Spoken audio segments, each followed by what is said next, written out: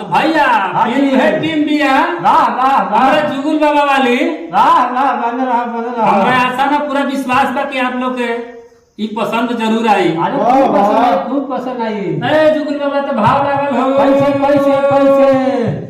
हर 1000 के नौकरी पर 2000 के साड़ी आड़ी बाड़ी रे अरे हर 1000 के नौकरी पर 2000 के साड़ी आंगनबाड़ी रे दिहल सधारवा बिगाड़ी आंगनबाड़ी रे दिहल घरवा बिगाड़ी आंगनबाड़ी रे दिहल सधारवा बिगाड़ी रे। ब्यास तेरी नौका में हाँ ब्यास तेरी नौका में अब ई गजब चीज हवे नाम जेकर लड़की ह ई गजब चीज हवे नाम जेकर लड़की ह